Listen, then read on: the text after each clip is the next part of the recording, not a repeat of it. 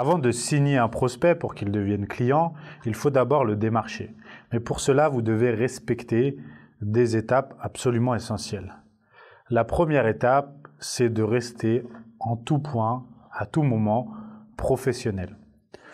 À partir du moment où vous démarrez votre auto-entreprise, que vous devenez coach sportif et vous suivez les étapes que nous avons évoquées précédemment, votre discours doit forcément être toujours adapté et toujours surveillé. C'est-à-dire que vous ne devez pas faire l'erreur qui est courante et qui s'apparente plus justement à un influenceur qu'à un coach, c'est là où se fait la différence, c'est d'être trop familier envers votre public. Faire cette erreur créerait une relation un petit peu ambiguë et qui par la suite vous portera préjudice. Parce que la relation doit toujours être celle d'un coach à un élève. Il doit y avoir un respect mutuel qui s'installe, mais aussi une barrière. Si vous n'installez pas cette barrière dès le début, eh bien, vous aurez par la suite des problèmes.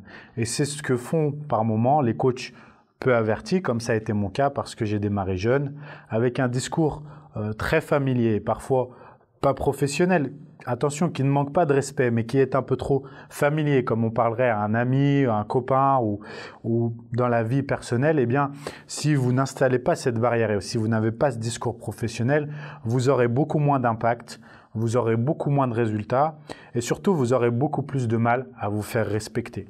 Vous aurez beaucoup plus de mal à instaurer des règles. Par exemple, sur les horaires auxquels on peut vous déranger ou non, vous contacter ou non, sur lesquels vous travaillez, où vous avez une vie personnelle. Les gens auront l'impression que vous êtes vraiment dédié à 100% à eux et ils vont s'accaparer tout votre temps parce que autant certaines personnes savent où sont les limites et ont beaucoup de respect et d'autres, malheureusement, certains clients vont vous ronger, c'est le terme, et vont prendre autant qu'ils peuvent prendre. Il est très important pour ne pas avoir ce genre de conflit parce que ça vous desservirait aussi bien professionnellement que personnellement. Vous aurez l'impression d'avoir mal fait votre travail si vous en venez à avoir un conflit avec un client. Il est important dès le début de mettre donc des barrières. Nous allons le voir au niveau de l'organisation et des horaires, mais dans un premier temps, cela passe par votre attitude et par le dialogue. Donc, lors des premiers contacts, lorsque vous allez échanger avec les gens sur les réseaux sociaux, par message privé, répondre à des questions si vous faites un live sur Facebook, sur Instagram, etc. Vous devez en tout point rester professionnel.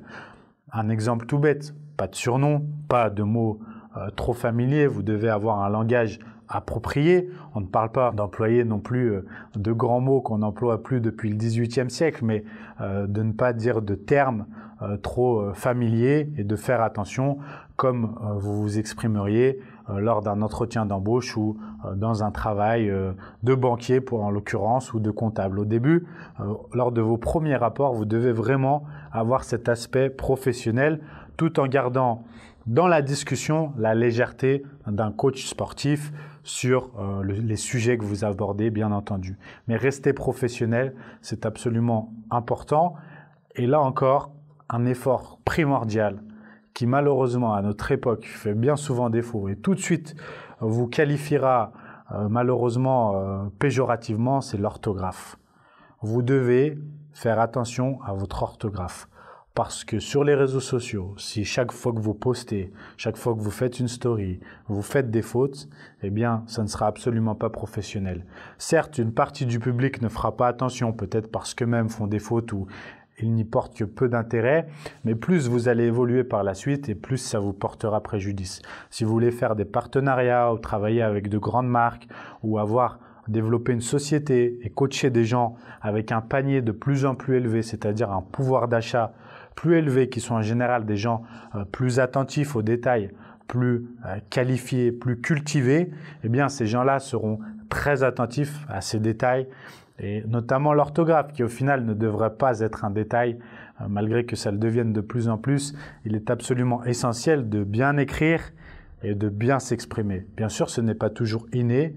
Nous pouvons avoir des difficultés, mais là encore, ça fait partie du développement personnel. Je vous conseille donc, encore une fois, via la lecture, via l'écriture et tous les exercices que vous pouvez trouver, de travailler sur vous dès maintenant si vous avez des problèmes à ce niveau-là, ou alors très rapidement de vous entourer de quelqu'un qui peut vous aider à ce niveau-là. Ça peut être un community manager qui est aussi auto-entrepreneur, qui peut vous aider à écrire vos posts, etc. ou bien un proche. Mais n'hésitez surtout pas à faire appel à quelqu'un parce que la façon de vous exprimer et la façon d'écrire est primordiale pour paraître professionnel.